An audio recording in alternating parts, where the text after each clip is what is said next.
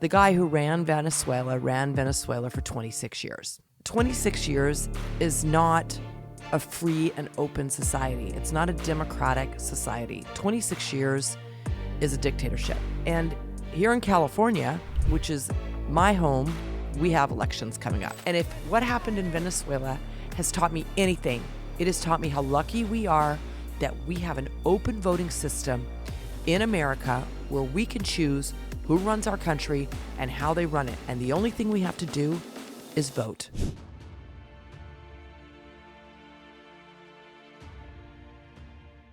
Hi, I'm Elaine Culotti for the Daily Signal, otherwise known as Lipstick Farmer.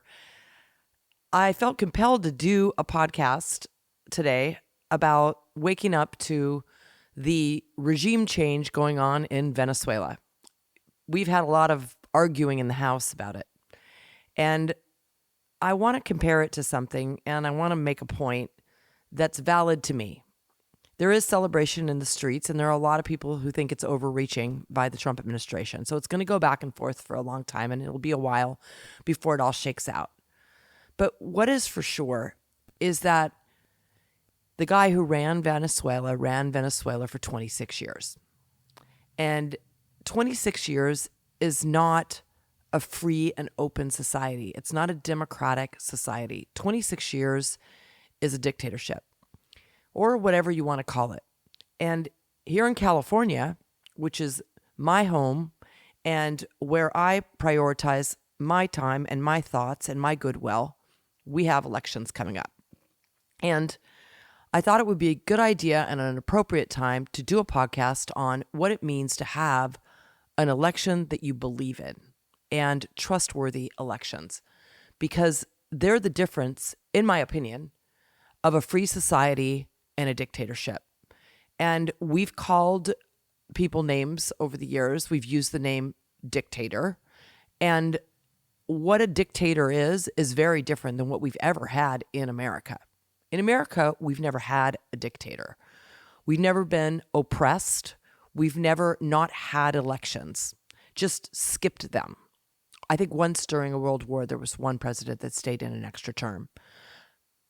Generally speaking, we have elections every single year in some state or some municipality.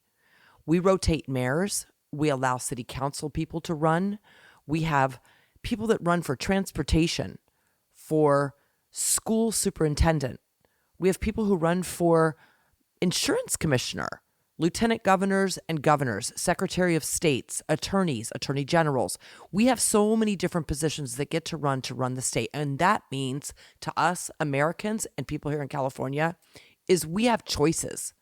We have choices that we can make. Having homes in the Palisades and spending a lot of time on air talking to people about the Palisades fires, I have read a lot of comments. And a lot of times comments will say, that's what you get. That's what you voted for. Now, as a person coming from the Palisades, that's pretty upsetting to me. But there is some truth and honesty to it, in that if we don't vote differently, we can't change things.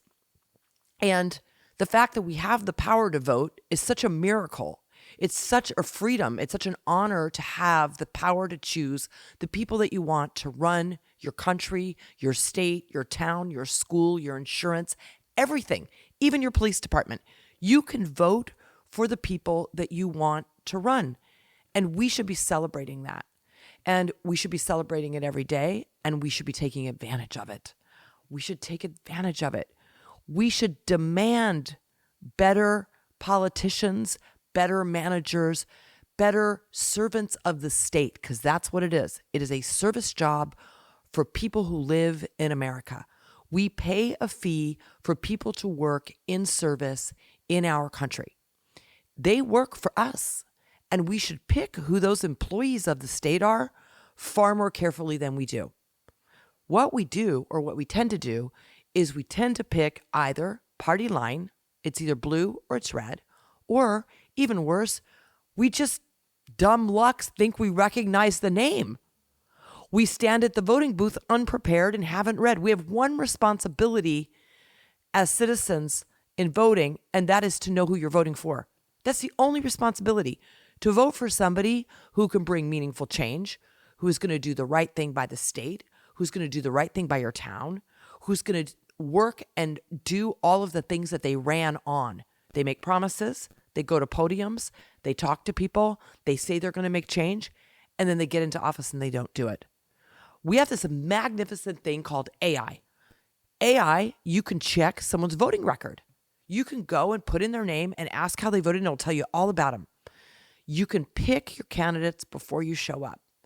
And if what happened in Venezuela has taught me anything at all, it has taught me how lucky we are that we have an open voting system in America where we can choose who runs our country and how they run it. And the only thing we have to do is vote.